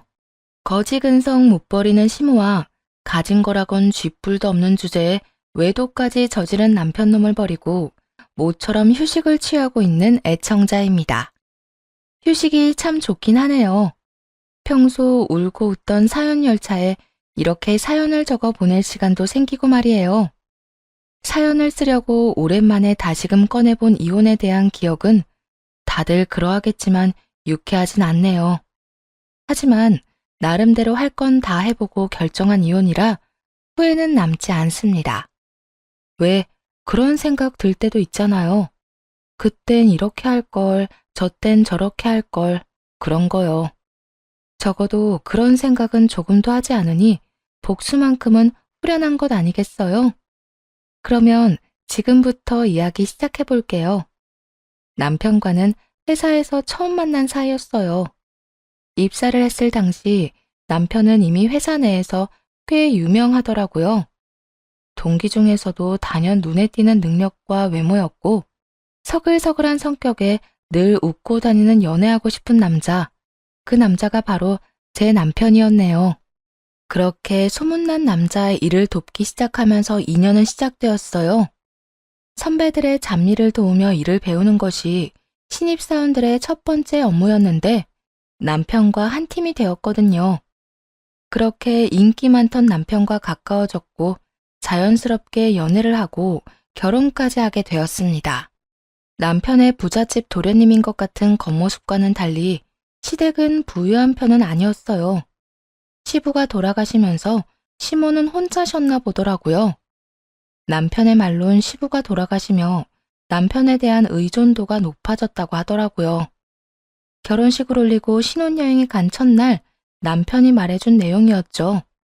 저기, 여보, 우리 엄마 있잖아. 응, 어머님이 왜? 예전엔 그렇지 않았는데 아버지 돌아가시고 난 후론 날 의지하고 사셨어. 나도 엄마 많이 챙겼고 결혼하고 나서도 딱 선 긋고 살고 싶진 않아. 그래서 말인데 내가 엄마를 좀 챙겨도 될까? 막 우리 가정 내팽개치면서 챙긴다는 게 아니라 적당한 선에서 엄마가 너무 외롭지 않을 만큼은 좀 챙기고 싶어. 저에게 챙기라는 것도 아니고 본인이 챙기겠단 말을 지나치게 눈치를 보며 말하더라고요. 그런 모습에 마음이 좋지 않았고 흔쾌히 알았다고 했죠. 그럼 나한테 어머님 챙기라는 것도 아니고 당신이 챙기겠다는데 내가 뭐라고 그래. 그리고 나도 결혼해서도 결혼하기 전처럼 우리 집 챙길 거야. 그러니까 당신도 적당한 선에서 어머님 챙겨드려. 대신 당신 말대로 무조건 1순위는 우리 가정인 거다. 가정에 피해를 주면서까지 어머님 챙기는 건 안 돼. 알겠지? 오, 알겠어. 우리 엄마는 내가 알아서 잘 챙길게. 그 후 남편이 따로 말은 하지 않았지만 시모에게 용돈을 챙겨준다는 건 알고 있었어요. 우연히 남편의 휴대전화에서 이체 내역을 본 적이 있었거든요. 생활 능력도 없는 시모에게 생활비 정도는 줄 수 있다고 생각했고 굳이 그런 걸로 입을 떼고 싶진 않아 모른 척 했고요. 저희 둘 다 대기업에 다니고 있어 생활이 어려운 것도 아니었고 그런 문제로 말이 나오기 시작하면 너무나도 치사해질 것 같았거든요. 그런데 생활비를 받아 쓰던 시모는 한술 더 떠 이사를 하고 싶다고 졸라대기 시작하더라고요. 아들, 엄마 집 옮기고 싶어. 어? 집은 갑자기 왜? 지금 사는 곳에서 잘 살았잖아. 잘 살기는 하는 수 없이 산 거지 뭐. 지금 사는 집은 너무 좁기도 좁고 낡아서 서글프단 말이야. 시모는 남편의 팔을 붙들고 흔들며 조르기 시작했고 그런 상황이 잘 이해가 되지 않더라고요. 시모가 살고 있던 집은 남편과 함께 살던 집으로 두 사람이 살아도 충분한 집이었는데 말이죠.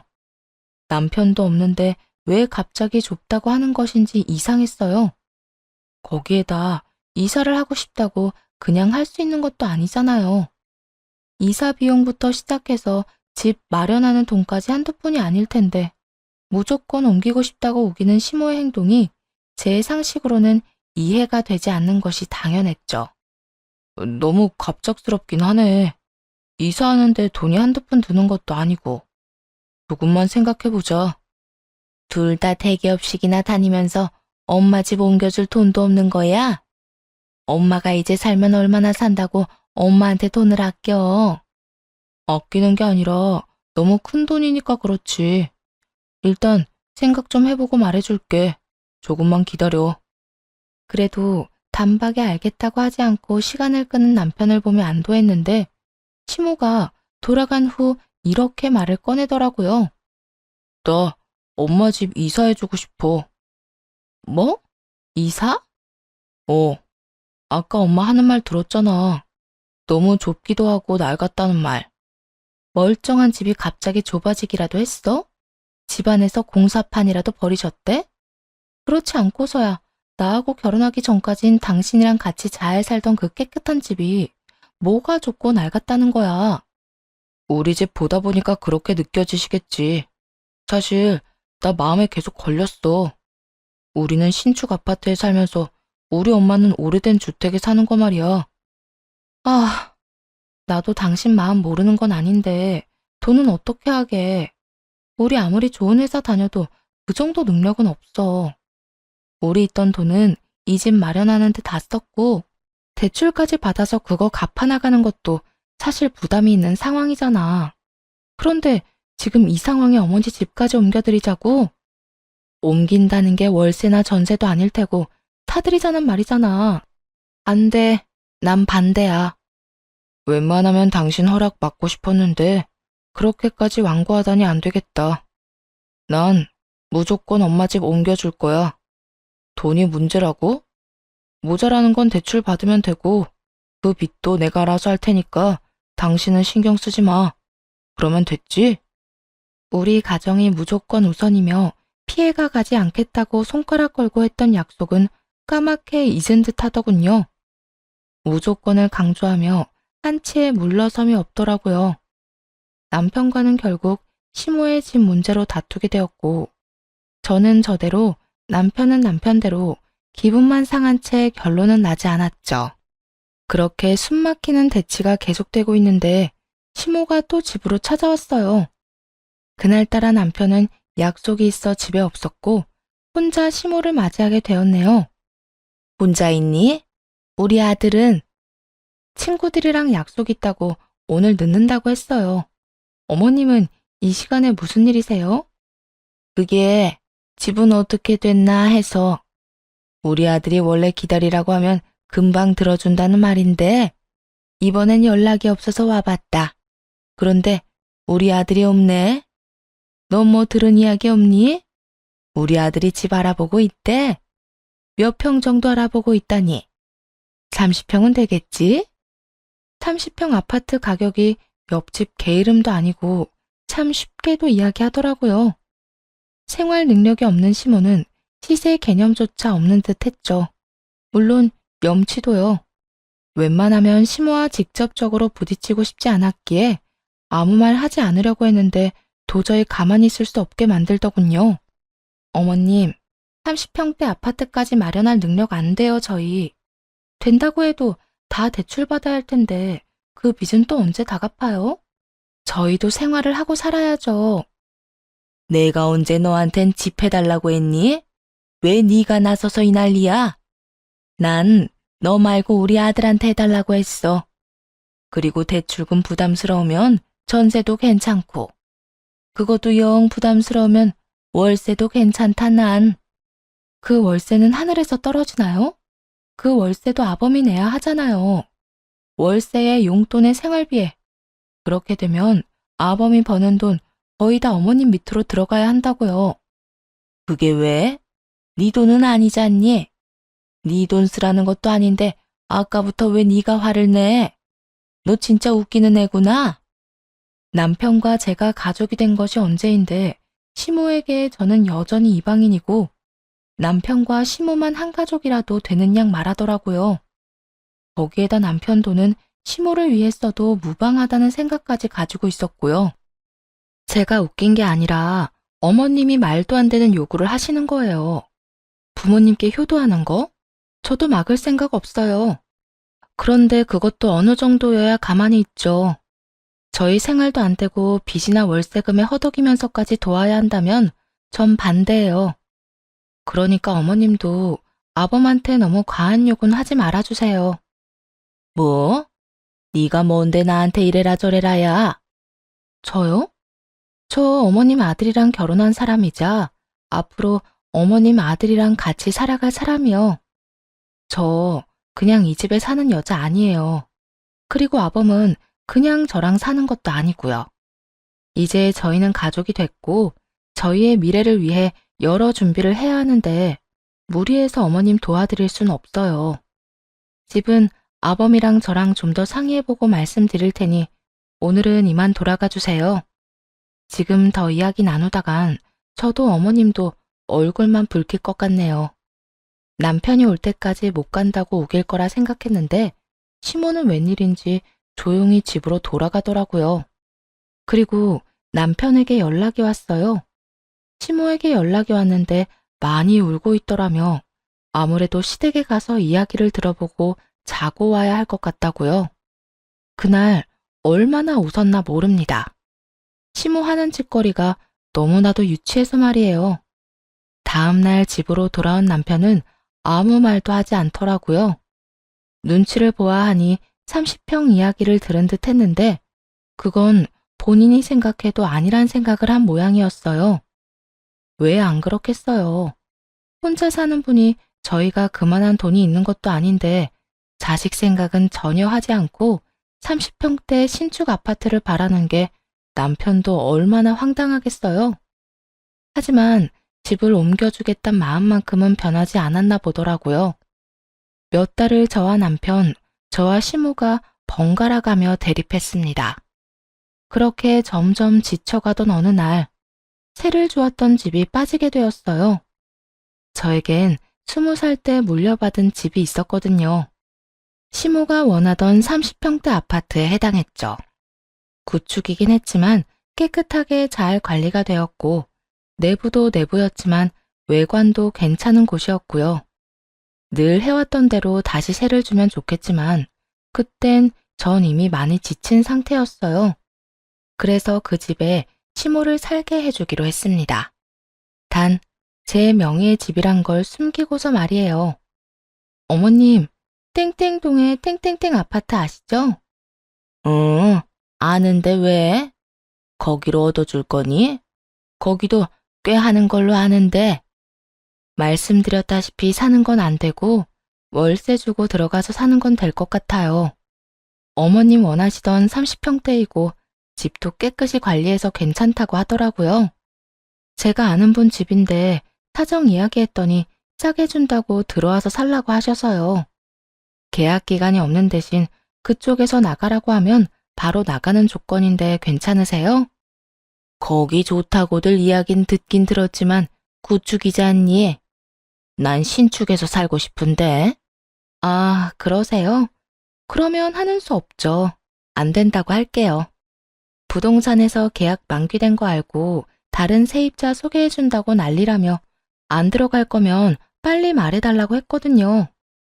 능청스럽게 거짓말을 하며 휴대전화를 꺼내들었고 시모는 다급하게 제 손을 막더군요. 잠깐만. 너 무슨 애가 그렇게 성격이 급하니? 내가 언제 싫다고 했어? 그냥 신축이 좋긴 하지만 그 정도 조건이면 나도 그렇고 우리 아들도 부담이 없겠다. 이 말을 하려고 했어, 얘. 그러셨어요? 전 또 구축이라 싫다는 말인 줄 알았네요. 사람 말은 끝까지 들어야지. 그러면 언제 이사하면 되니? 난 하루라도 빨리 가고 싶은데. 바로 이사하시면 돼요. 전 세입자가 나가면서 청소업체까지 불렀다고 하니까 바로 들어가셔서 사시면 돼요. 시모는 실룩이는 입꼬리를 애써 감추며 알겠다고 하더군요. 그로써 그 지긋지긋하던 집전쟁도 끝이 나며 남편도 고맙다는 말을 전해오더라고요. 고마워, 신경 써줘서. 아, 어찌되었든 잘 해결됐으니까 이번 일은 그냥 넘어가는데 다음엔 이런 일 만들지 마. 당신 나하고 약속했잖아. 가정에 절대 피해주지 않는 선까지 돕기로 말이야.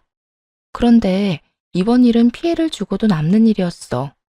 당신도 그 사실을 알면서도 끝까지 우겼고 나 진짜 말은 못했지만 섭섭하기도 하고 이러려고 결혼했나 싶기도 했다고.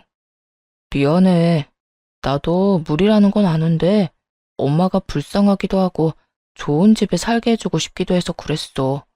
앞으로는 내가 진짜 잘할게. 남편과 전 극적으로 화해를 하게 되었고 그렇게 다시 평화로운 생활이 시작될 거라 믿었습니다. 그런데 양심도 없는 시무는 아파트에 살게 해줬더니 이젠 집이 넓어 청소를 하기 힘들다며 저를 불러대기 시작하더군요. 너 주말에 우리 집에 와서 청소 좀 해라. 네? 청소요? 그래. 좁은 집에 살다가 넓은 집에 사니까 청소하느라 힘들어 죽겠다. 앞으로 주말마다 와서 청소 좀 해주고 가. 알겠지? 그러면 쉬려무나. 끊는다. 순간 정신이 아득하더라고요. 이건 뭐 물에 빠진 거 구해줬더니 보따리 내놓으란 것도 아니고 집 구해줬더니 청소를 하라뇨. 뭐야? 왜 그래? 엄마 아니야? 맞아, 어머님. 진짜 대단하시다. 왜? 뭐라는데? 집이 좁아서 이사시켜달라더니 이번엔 집이 넓어서 청소를 못하겠다네. 주말마다 와서 청소하래. 어머님은 힘들어서 못하겠다고. 저는 시모의 요구가 너무나도 황당한데 남편은 덤덤한 목소리로 이렇게 말하더군요. 청소? 가서 좀 해줘. 힘든 일도 아니고. 어이없는 시모의 당당한 청소 요구보다 남편의 이 말이 더 화가 나더라고요. 특히 자기는 아무 상관도 없다는 듯 휴대전화에 시선이 꽂힌 채 실실 웃는 그 표정이 말이에요. 그 자리에서 남편의 휴대전화를 빼앗아 협탁에 내려놓고 따지기 시작했어요. 내가 집에서 노는 사람이야? 여보, 나도 당신이랑 똑같은 회사에서 힘들게 일해. 그런 내가 주말에 쉬지도 못하고 당신 집에 가서 청소나 해주는 게 힘든 일이 아니야? 당신, 그런 식으로 말하면 나 진짜 섭섭하다고. 너 왜 별거도 아닌 걸로 정색까지 하고 그래? 청소하는 게 그렇게 힘들어? 그냥 엄마 얼굴도 볼 겸 겸사겸사 간 김에 청소 좀 해주고 오면 되는 거잖아. 제발 별것도 아닌 일에 이러지 좀 말자, 어? 별것도 아닌 일? 정말 당신은 그렇게 생각해? 그렇잖아. 한평생 나 키운다고 고생한 우리 엄마한테 그 정도도 못 해주냐? 아, 그래. 그러면 그렇게 불쌍한 어머님 집은 당신이 가서 당신이 청소해줘. 애 먼 사람 부려먹을 생각하지 말고. 그래, 내가 한다 해. 하여튼 단 한 번도 그냥 조용하게 넘어가는 일이 없지. 당신이란 사람 그렇게 안 봤는데 진짜 대단하다 대단해. 당신이야말로 대단하다고 생각 안 해? 당신 키우느라 고생한 거면 당신이 가서 효도할 생각을 해. 어머님이나 당신이나 나 부려먹을 생각하지 말고. 결국 남편과 또 다퉜고 주말에 남편은 혼자 시댁에 가버리더군요. 저도 굳이 따라 나서지 않았고요. 집에서 혼자 오랜만에 혼자만의 시간을 즐기고 있으려니 잔뜩 화가 난 시모가 득달같이 찾아오더라고요. 너 진짜 미쳤어? 감히 너 따위가 뭔데 우리 아들한테 청소시켜? 그까지 청소 힘든 일도 아니라고 하길래 보냈는데요. 저는 청소가 너무 힘든데 그렇지 않다고 하니 안 힘들다는 사람이 가서 하는 게 맞잖아요. 무슨 문제 있어요? 너 진짜 이렇게 나올 거니? 무슨 애가 이렇게까지 되바라진 거야?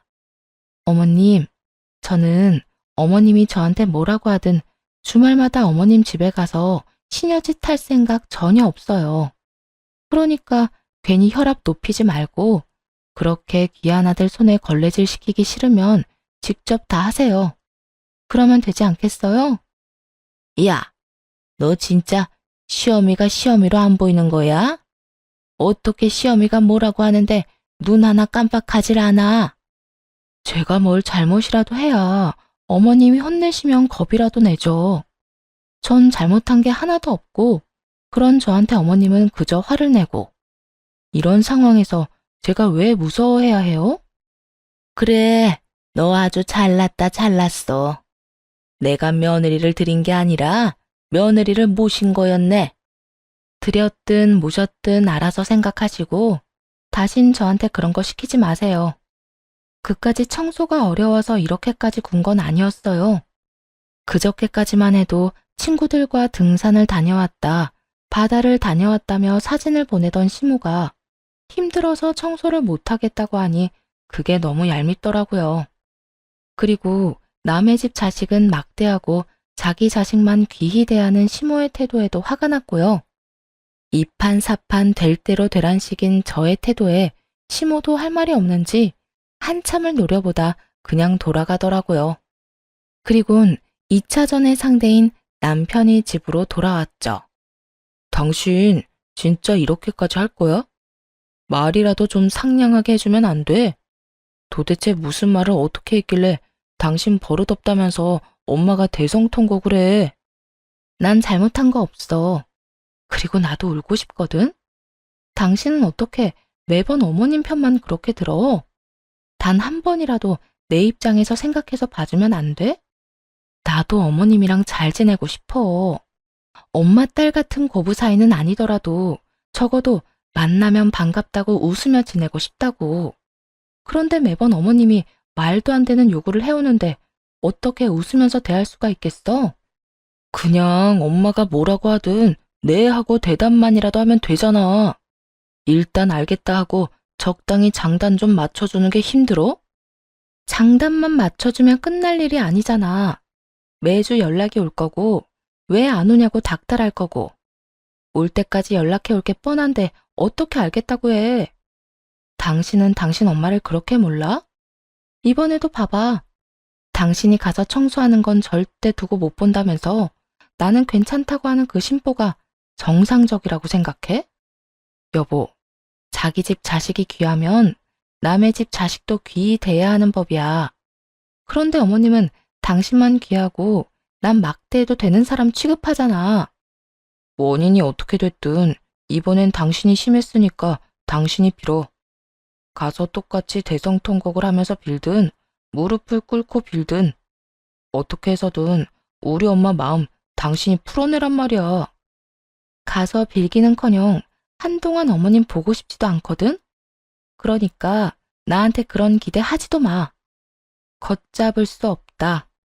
남편과 제 사이를 설명하기에 딱 맞는 문장이었어요. 이날 이후 남편과의 사이는 걷잡을 수 없이 멀어져만 갔고 이혼에 대해 진지하게 생각하게 되었습니다. 무엇보다 화났던 건 시댁엔 그렇게나 아낌없이 주는 나무면서 친정엔 해야 할 것도 하지 않는다는 것이었어요. 부모님의 생신 때 용돈 봉투 한 번 드리기는커녕 밥 한 끼 대접한 적도 없었으니까요. 이혼하던 그 해에도 마찬가지였죠. 엄마의 생신이었는데 하는 수 없이 참석만 한다는 태도로 입은 꾹 다물고 밥만 먹고 가더라고요. 엄마가 말을 걸어도 건성건성 대답만 하고 말이에요. 그래서 한 소리 하니 뭐라고 하는 줄 아세요? 당신 집은 당신이, 우리 집은 내가 챙기는 게 당연한 거 아니야? 참석한 것만 해도 고맙게 생각해. 생각 같아선 참석도 안 하고 싶었으니까. 그리고 내가 대답 다 해드렸잖아. 밥 먹고 있는데 말 건다고 입에 있는 음식 다 뱉어내고 막 웃으면서 대답해야 해? 별것도 아닌 걸로 시비 좀 걸지 마. 그렇지 않아도 피곤해 죽겠는데. 이러더라고요. 참 기가 막혀서. 이날 이후론 남편과 속 깊은 대화를 나누는 것도 포기해버렸고 다 내려놓으니 싸울 일이 없더군요. 아예 대화라는 것이 없었으니까요. 그렇게 결혼 생활이 이혼과 점점 더 가까워지던 어느 날, 시모가 집으로 찾아왔어요. 당시에 사이가 좋지 않았던 터라 볼 일이 있는 것이 아니면 찾아오는 일이 없었는데 아무 날도 아닌데 불쑥 찾아왔더라고요. 나 이번에 친구들이랑 여행 좀 가려고 하는데 500만 원만 좀 내놓거라. 해외여행 가는데 나만 빠질 수는 없지 않니? 며느리가 무슨 돈 나오는 ATM 기기도 아니고 이건 또 무슨 경우인가 싶었네요. 태도는 또 얼마나 뻔뻔하고 당당한지 기가 다 막히더라고요.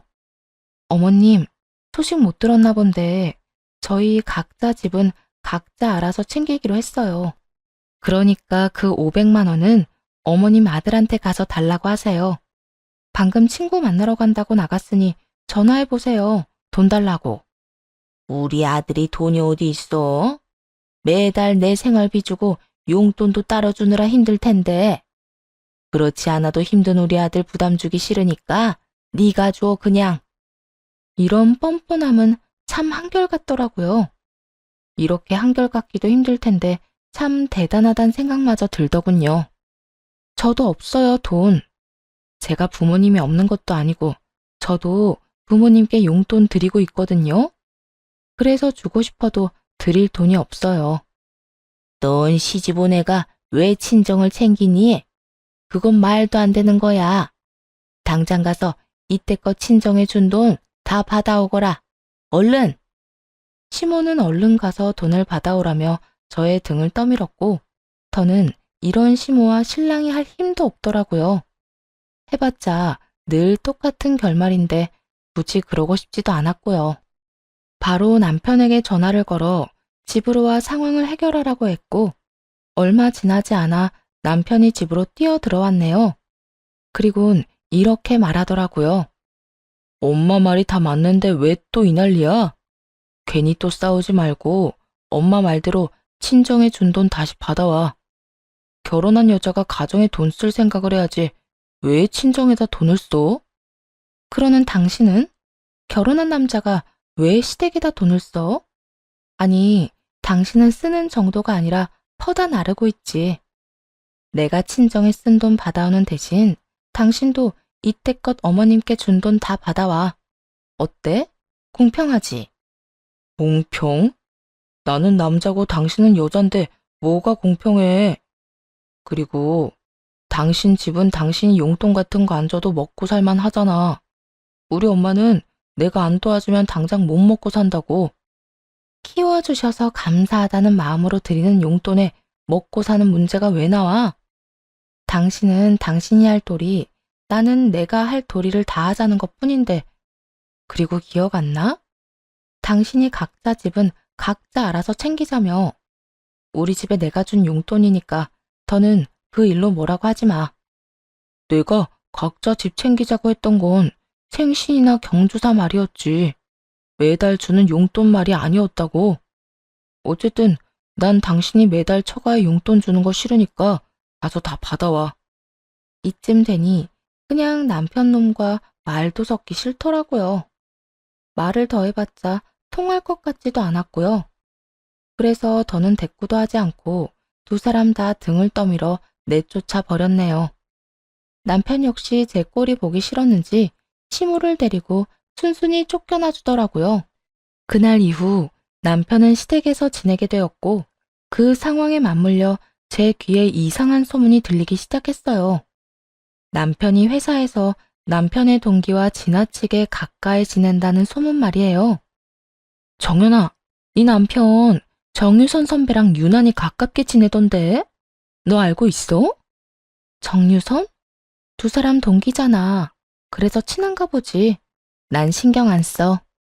동기인 건 나도 알고 있는데 요즘 따라 두 사람 유난히 친하게 지내길래 뭐 네가 괜찮다면 됐어. 난 혹시나 해서. 어차피 이혼을 마음먹고 있기도 했고 남편 놈 이야기는 듣고 싶지도 않아 신경조차 쓰지 않았는데 그 여자가 왜 남편과 갑자기 티나게 친근하게 지내는지 그 이유를 그날 밤에 알게 되었습니다. 잊을만 하면 찾아오는 시모가 그날 밤 집으로 찾아왔고 아주 친절하게 여자의 정체를 밝혀주었거든요. 또 무슨 일이세요? 무슨 일이긴 할 말이 있어서 왔지. 너 이 집에서 당장 나가고 우리 아들이랑 이혼하거라. 내 돈 주고 산 내 소파에 다리까지 꼬고 앉아 이혼을 말하는 시모를 보는데 기가 막히더라고요. 거기에다 집에서도 나가라고 하니 이건 또 무슨 개소리인가 싶더라고요. 이혼은 알겠는데 이 집에서 나가라뇨? 제가 왜 나가야 하는데요? 왜긴 왜야. 여긴 우리 아들 집이니까 그렇지. 아무리 이 집 살 때 반반씩 내고 샀다고 해도 예로부터 집은 남자 몫인 거 모르니? 그러니까 당장 짐 싸서 나가. 억지 논리에 너무 황당해 아무 말도 하지 않고 있으니 자신의 논리가 통했다고 착각했는지 신난 시모가 자신과 남편의 무덤을 파기 시작하더군요. 짐 싸서 나가는 대로 이혼도 당장 하거라. 네가 이혼을 해줘야 우리 아들이 나한테 500만 원 준 그 애인이랑 얼른 결혼할 거 아니야. 지금 뭐라고 했어요? 500만 원을 남편 애인이 줬다고요? 그리고 결혼이라고 했어요? 그래. 우리 아들 아주 통 큰 애인이 생겼더구나. 내가 해외여행 간다고 했더니 먼저 경비가 얼마냐고 묻고 그 자리에서 돈 500만 원 바로 송금해 줬다고. 아, 그러니까 남편이 만나는 여자를 어머님이 만나기까지 했나 보네요. 그럼 우리 아들이 나한테 비밀이 있을 것 같니? 같은 회사 동기라고 하던데 너와는 달리 아주 통도 크고 애가 바르더구나. 그러니까 구질구질하게 내 아들 붙잡고 살 생각하지 말고 이혼이나 해. 참 멍청하지 않나요? 불륜이 자랑거리도 아니고 당연히 아들을 위해선 숨겨야 마땅할 일일 텐데 말이에요. 제가 화내는 그 모습 한번 보려고 굳이 묻지도 않은 사실까지 다 술술 말하는 꼴도 그렇고요. 말을 잃은 제 모습이 너무나도 만족스러웠는지 제게 더 큰 화를 끌어내기 위해 휴대전화까지 내밀더라고요. 세 사람이 함께 찍은 사진을 보여주기 위해서 말이죠. 어때? 잘 어울리지? 너만 빠지면 우린 이렇게 화목하게 살 수 있단다. 상간녀의 정체는 확인해 볼 것도 없이 낮에 들은 그 여자였고 시모를 가운데 둔 세 사람은 밝게 웃고 있더군요. 시모의 휴대전화를 빼앗아 들고 제 휴대전화로 그 사진을 다시 찍었어요. 뒤로 넘기니 다른 사진들도 많길래 그 사진들도 다 찍어뒀네요. 멍청한 시모는 외도 사실을 알려준 것도 모자라 증거까지 다 넘겨준 셈이었죠. 모든 사실도 알았겠다. 증거까지 완벽한 상황. 이혼해야 한다면 그때가 최고의 타이밍이란 생각이 들더라고요. 어머님, 제가 이런 말을 하게 될 줄은 몰랐는데 고마워요. 진심이에요. 너 충격이 커서 미쳐버렸니? 갑자기 고맙기는 왜 고맙니? 왜긴 왜겠어요. 그렇지 않아도 이혼이 하고 싶어 안달이 날 지경이었는데 어머님이 이렇게 그의 외도 사실도 알려주고 외도 증거까지 가져다 주니 제가 너무 고맙지 않겠어요? 그제야 시모는 자신이 한 짓이 얼마나 남편에게 불리한 짓이었는지 깨달은 모양이더라고요. 제 손에 쥔 자신의 휴대전화를 낚아채곤 서둘러 부인을 하기 시작했거든요. 뭐야? 외도 증거? 아니다, 외도 같은 거. 내가 애인이라고 했던 건 그냥 한 말이고 친한 친구 사이라고 했어. 난 그저 네가 화내는 꼴을 좀 보고 싶어서 거짓말을 했던 것뿐이라고. 다 됐고요. 우선 어머님이 살고 있는 집부터 좀 비우세요. 그 집 사실은 제 지인 집이 아니라 제 집이거든요. 될 수 있으면 빨리 좀 비워주시고 이 집에서도 빨리 좀 나가주실래요? 이혼할 남자 엄마랑 더는 마주보고 있기도 싫어서요. 그 집이 네 집이란 말이야? 네.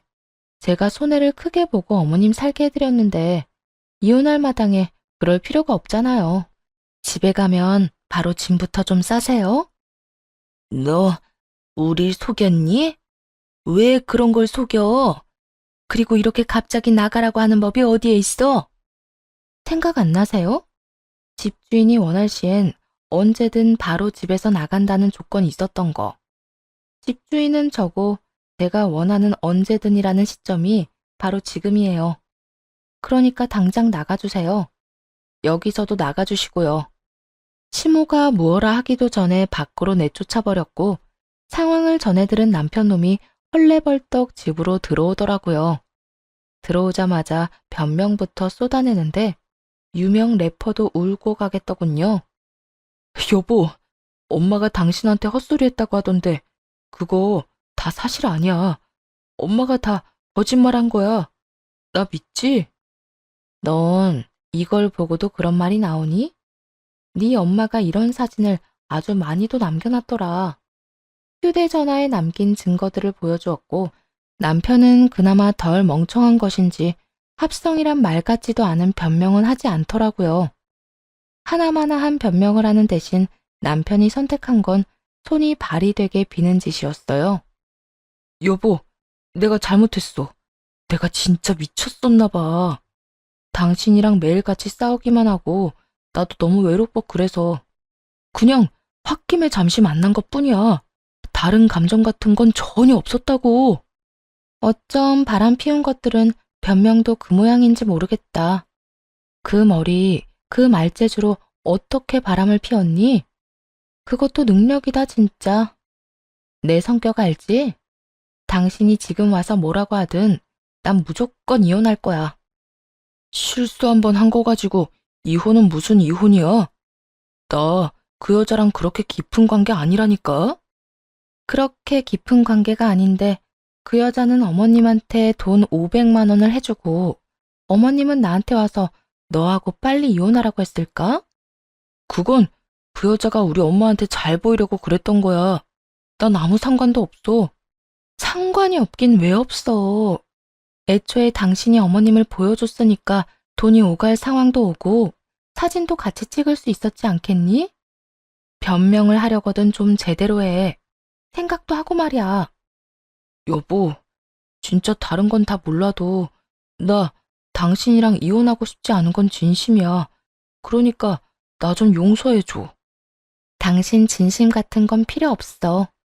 난 무조건 이혼할 거고 내 생각엔 변함 없으니까. 그러니까 여기서 이러지 말고 네 애인이랑 앞으로 어떻게 난관을 헤쳐나갈지 그거나 상의해.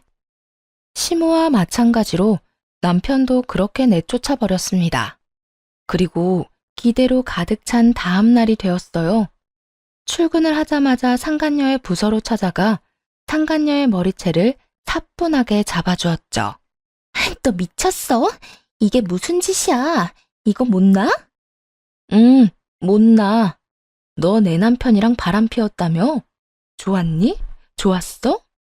한 회사의 마누라가 이렇게 두 눈 똑바로 뜨고 있는데 남의 남편이랑 만나니까 행복했냐고. 그러게, 남편 관리 좀 잘하지 그랬어. 오죽했으면 한 회사에 마누라가 있는데 다른 여자를 만났을까? 그러게, 내가 잘못했네. 그런데 나보단 네 잘못이 더 크지 않겠어? 그러니까 너 오늘 나한테 좀 혼나자. 온 힘을 다해 상간녀를 휘둘렀고 상간녀는 속수무책으로 저에게 끌려다녔네요. 그렇게 한참 상간녀와 다투고 있는데 남편 놈이 달려오더라고요. 여보, 회사에서 이게 무슨 짓이야? 달려온 남편은 바로 상간녀에게서 저를 떨어뜨리고 상간녀 앞을 막아서더라고요. 이렇게 보니 잘 어울리네. 아주 천생연분이야. 여보, 여기서 이러지 말고 나가서 이야기하자. 여기 회사야, 회사. 우리는 둘째치고 당신도 이런 식으로 굴면 징계감이라고. 고양이 쥐 생각하고 있네. 남편이 바람 피워서 이혼하는 마당에 징계가 무서울까봐? 내 걱정하지 말고 너희 걱정이나 해. 내가 너는 불륜남, 너는 상간녀 딱지 제대로 붙여줄 테니까. 그만하자. 나도 질린다 질려. 당신이 이러니까 내가 바람을 피운 거야. 알아? 내가 이렇게까지 된 건 당신이랑 당신 엄마 때문인데 그건 알아? 어쨌든 이혼 소장 날아갈 거고 날짜 맞춰서 오기나 해. 당신 엄마가 이혼 빨리 하라고 성하던데 이번에야말로 엄마 말 좀 잘 듣고 이혼이나 빨리 하자. 그래, 이혼하자. 그런데 당신 재산 나눌 준비도 하고 있지? 들어보니까 우리 엄마 사는 그 집 당신 거라며? 우리 이혼하면 그 집도 포함해서 재산 분할해야 하는 건 알고 있지? 넌 진짜 그런 상식으로 어떻게 이 회사에 들어왔는지 정말 의문이다. 재산 분할 이야기하고 있는데 왜 상식 이야기는 꺼내고 난리야? 두고 보면 알 거야. 재산 분할이랑 상식이랑 무슨 연관관계가 있는지 말이야. 어쨌든 법원에서 보자. 남편은 끝까지 헛소리를 해대더군요. 재산 분할이라니 아주 원대한 꿈 아닌가요? 어쨌든 불륜 소식은 입에서 입을 타고 온 회사에 퍼져버렸고 소란을 피운 저는 징계, 두 사람은 회사에서 잘리게 되었습니다. 그 후 남편과 상간녀, 시모에게까지 소송을 걸었고 위자료를 싹 받아내고 이혼하게 되었어요. 물론 결혼 전 물려받은 재산에 대해 분할이 가능할 리도 없었고요. 전 남편은 그런 법이 어디 있냐고 고함을 지르며 난동을 피웠지만 힘만 빼는 짓거리였죠. 그 후 얼마 지나지 않아 두 사람이 결혼식은 생략하고 살림만 합쳐 살기 시작했다는 소식이 들려오더라고요. 물론 오갈 데 없는 전 시모도 함께 산다고 했어요. 따로 산 저도 그렇게나 시달렸는데 함께 산다고 하니 얼마나 버틸까 기대마저 되는 상황이었죠. 아니나 다를까 3개월도 지나지 않은 어느 날 상간녀에게 전화가 오더라고요. 너 이딴 집안인 거 알고 저 인간 나한테 떠넘긴 거지? 그런 거지? 상간녀의 목소리는 분노로 가득했는데 굳이 묻지 않아도 상황을 알겠더라고요. 어찌나 웃음이 나오는지 그제야 통쾌한 기분이었어요. 왜? 생각보다 많이 힘든가 봐? 생각보다 힘들어? 이건 그냥 미친 집안이잖아. 벌어오는 돈 한 푼 없으면서 이것저것 바라기만 하는 시어머니에다가 그런 시어머니가 불쌍하다고 다 해주는 남편. 이딴 집구석이었으면 진작 말을 해줬어야지. 내가 왜? 나한테 남편 관리 똑바로 못해서 바람났다는 여자한테 내가 미쳤다고 그딴 말을 해주겠어? 아무리 그래도 이딴 집안이었으면 언질이라도 해줬어야지. 너 때문에 내 꼴이 어떤 줄이나 알아? 상간녀 딱지도 모자라서 이혼녀 딱지까지 붙이게 생겼다고. 이게 진짜 정신을 놔버렸나? 어디서 상간녀 주제에 남 탓을 하고 있어? 내가 내 남편이라고 만나달라고 빌었니? 울고 불고 매달리기라도 했어? 네가 좋아서 만나놓고 이제 와서 왜 내 탓이야? 그러게, 멍청하게 남이 버리려는 쓰레기는 주워가라고 했어? 남이 버리려는 쓰레기를 주워가려고 했어? 뭐야? 너 지금 불난 집에 부채질하니? 하긴, 내가 데리고 살 때는 대기업 다니기라도 했지. 지금은 쥐뿔도 없는 놈에다가 그 빈대 같은 그 아줌마까지 데리고 살아야 하니 넌 진짜 짜증나긴 하겠다. 그런데 어쩌겠어. 네 말대로 이혼녀 딱지까지 붙이기 싫으면 그냥 참고 사는 수밖에. 잘 데리고 살아봐봐. 살다 보면 철도 들고 네 인생에 도움이 되는 날이 오긴 오겠지. 그게 언제가 될지는 모르겠지만 말이야. 이 말에 약이 오를 대로 오른 상간녀는 욕을 하며 소리를 질렀지만 그대로 전화를 끊어버리고 차단을 해버렸네요. 가치도 없는 인간한테 같이 욕을 해봤자 뭐 하겠어요? 제 입만 더러워지지. 그리고 또 3개월 뒤 이번엔 전 남편이 찾아오더라고요. 급하긴 급했는지 회사 앞으로 찾아왔었는데 거짓골을 보아하니 상간녀와도 헤어진 모양이더라고요. 여보, 잘 지냈어? 보면 몰라? 잘 지내잖아.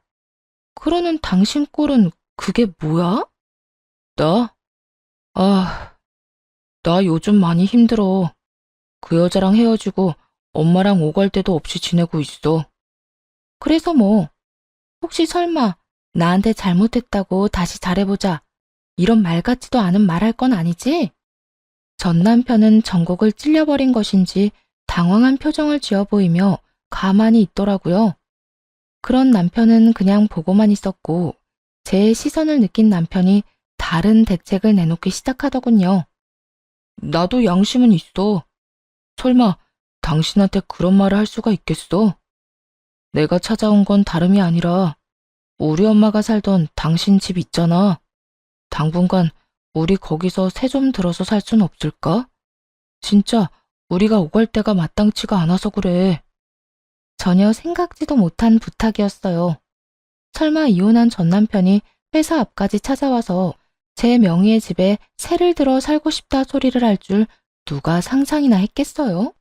전 여전히 아무 말도 하지 않고 있었고 전 남편은 다시 부탁을 해오기 시작하더라고요. 정말 어려워서 그래. 그때 그 월세로 한동안만 좀 살게 해줘. 엄마도 그 집에서 다시 살고 싶다고 난리고 나도 그 집이면 살만할 것 같아서 그래. 가진 건 쥐뿔도 없으면서 30평대 아파트 타령이나 하는 그 도둑놈 빈대 심보는 여전한가 보더군요.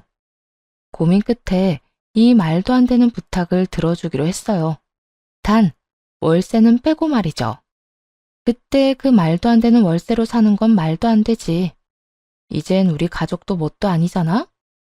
그래도 그간의 정이 있으니까 달에 150만 원만 내고 지내. 당신도 알겠지만 시세 대비 저렴하게 해주는 거야. 뭐? 150만 원? 나 지금 직장도 없어서 하루살이 신세인데 그 돈을 어떻게 마련해? 거기에다 내가 혼자도 아니고 엄마도 책임져야 하는 상황인 거 잘 알잖아. 그건 내 사정이 아니라 당신 사정이지. 내가 이혼한 마당에 그런 사정까지 다 봐줘야 해? 150만 원이 부담스러우면 단칸방이나 알아봐. 당신이 원하는 월세로 살 수 있을 테니까. 전 남편은 이것도 저것도 본인 뜻대로 되지 않자 태세를 바꿔 버럭 화를 내기 시작하더라고요. 모든 것을 제 탓으로 돌려버리는 것까지 잊지 않고 말이에요. 당신 진짜 이렇게까지 매정하게 굴 거야? 불쌍한 사람 돕는 셈 치고 좀 도와주면 어디가 덧나? 덧나. 내 심보가 뒤틀릴 것 같거든. 그리고 누가 불쌍한데? 당신은 지금 당신이랑 당신 엄마 모습이 너무 불쌍할지 몰라도 나한텐 전혀 아니거든? 내 눈엔 벌 받을 사람 벌 잘 받고 있다 싶어. 그러니까 내 앞에서 불쌍한 코스프레 할 생각도 하지 마. 이 매정한 년아, 내가 이렇게 된 게 다 누구 때문인데? 내가 애초에 너 같은 거랑 결혼만 안 했어도 이 모양 이 꼴은 안 됐어. 너 때문에 다 망친 내 인생 다 망쳤어. 다 너 때문이라고. 전 남편은 고함까지 지르며 다가왔고 눈이 뒤집혀버린 전 남편의 뺨을 시원하게 날려줬네요. 정신 차려. 벼랑 끝까지 몰리니까 만만한 내가 생각나서 찾아왔나 본데 나 네 생각처럼 만만한 사람 아니거든? 어디서 꼴 같지도 않게 행패야 행패가? 너 지금 감히 날 때렸어? 때렸어. 정신 못 차리고 헛소리 하길래 좀 때렸는데 왜? 불만 있어? 그러게 바람 피워서 이혼당한 주제에 남 탓이나 하래? 앞으로 인생 똑바로 살아. 그리고 다신 찾아오지도 마. 너란 인간 이제 지긋지긋하니까.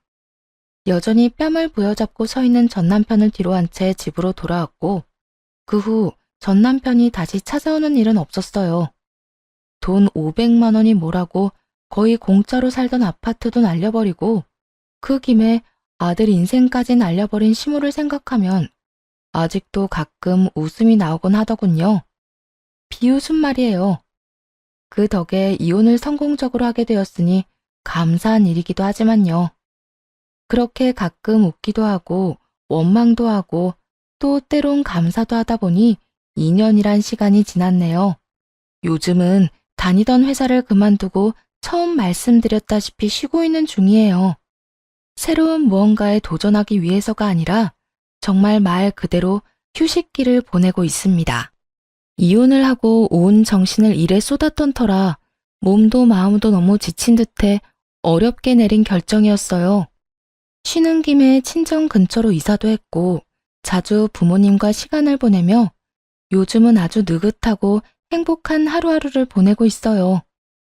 그간 모아둔 돈이 있기도 하고 퇴직금의 위자료까지 모아뒀던 터라 돈 걱정은 하지 않고 쉴 수 있다는 것이 가장 큰 행복인 것 같네요. 다들 이래서 돈 많은 백수가 꿈이라고 하는구나 싶어요. 이 휴식이 끝이 나고 나면 전 새로운 시작을 하고 있을 테고 그땐 정말 과거를 다 털어내고 살고 싶어 이렇게 사연을 쓰고 있네요. 오늘을 마지막으로 전 모든 것을 훌훌 털어내고 새롭게 지내보려고요.